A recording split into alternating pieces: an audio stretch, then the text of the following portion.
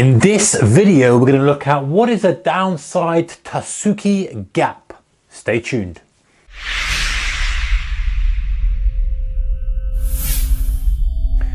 Hey traders, a very warm welcome to you. So, have you heard of the Tasuki gap? No, you probably haven't, because it's an unusual pattern, but let's look at it, and more importantly, let's see how we can make some money from it and maybe integrate it into our trading plan. Anyway guys, warm welcome to you. If you're new here, consider subscribing for more videos like this and psychology and strategy and all things trading. We're just trying to become better traders together. And if you're a seasoned subscriber and you've seen lots of my videos, welcome back. All right, so candlestick patterns can be very, very powerful in certain circumstances, and we like to look at these candlestick patterns to give us a clue as potentially where the market could go. And more importantly, in my opinion anyway, is it's a way of structuring the trade with in terms of where we put the stop. You know, it's all very well saying, okay, we've got to predict the market's going to go this way. That's no use for us as traders when we want to be aggressive with our position sizing and know when we're wrong and where we're going to come out, otherwise where our stop's going to be.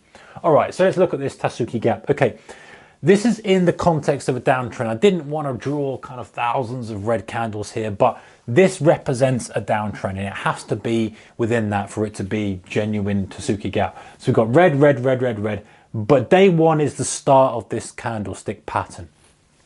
Day one, solid red, as the rest of these are. Day two, we gap down and we have another solid red. Now day three, we actually gap up and we close in this gap. Now notice here, I've probably drawn it just slightly wrong. It doesn't have to fill that gap necessarily, okay? That's the important thing. It's one, day two is a gap lower, day three is an open near the high of that kind of range, actually a gap up, because the close would be here, wouldn't it, if we were in a red candle. So it's a gap up that tries to fill the gap, closes, looks reasonably bullish.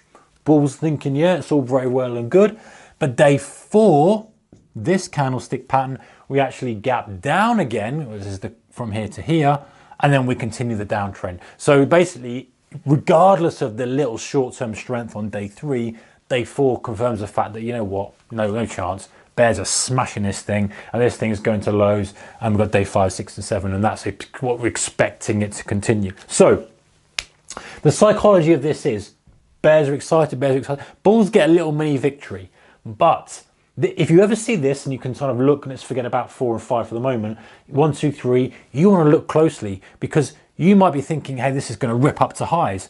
And bearing in mind, this is why it's so important to have it in the context of a downtrend. If we're in the context of a pullback with an uptrend, it would be completely different. You'd have to look at this in a different way. You'd have to consider that as the bullish structure that it probably is within the kind of premise of an uptrend. But if we're in a downtrend, this changes things. Short-term bullish is an opportunity to smack it short, for want of a better word, or to put it more in a succinct manner, is it's an opportunity for sellers to press it again because they feel like they're getting a bit of a bargain. And I think the psychology of this is, hey, it gapped lower, bit of panic, it's gapping lower, people are still selling it.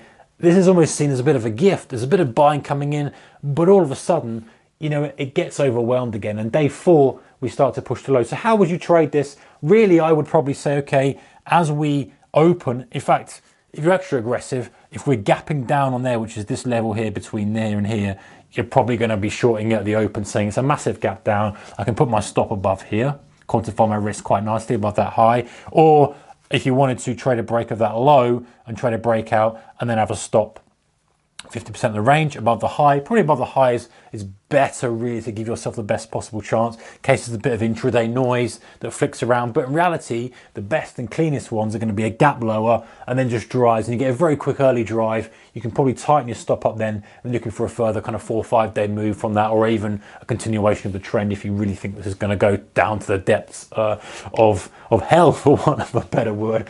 Anyway, I quite like this kind of pattern, and it's not something I can say that I've filtered for very often, but now I've kind of studied it and I've shared it with you guys. I think I'm going to look out for it, and if I see this kind of thing, especially within a brutal downtrend, I think that's the key. You know, it's got to be within a brutal downtrend. That gap up, everyone's getting excited. Probably see on social media, lots of people going long, lots of the actual traditional media saying, "Oh, it's the turn," and then that flips over, and you get that gap low. Always disappointed. All these are trapped, of course, adding fuel to the fire. All these guys who were selling are still selling. They were waiting to see if that had any mileage because they still want to sell higher. That's the way you want to do as a seller. And that was accumulation of stuff that just causes that big force. And you might then get, actually, when you break through this, I know it's a bit messy, but when you break through that low of day 2, you might well get a real sea of stops. And if you kind of want to play that game, you might want to close a little bit out into that stop and take some off the table for a further move, or get really aggressive and start hammering shorts into that low, knowing you've got all these people trapped, all these sellers still wanting to sell, and there's a lot of momentum potentially behind that trade. All right, guys, that's the Tasuki gap. Thoughts in the comment section below. If you like this kind of stuff, thumbs up, subscribe if you haven't yet, and there's a little bell somewhere around here, or here, I always get it wrong, but somewhere around here, if you want to be notified when I upload a new video. All right, guys, take care. See you in the next one. Goodbye.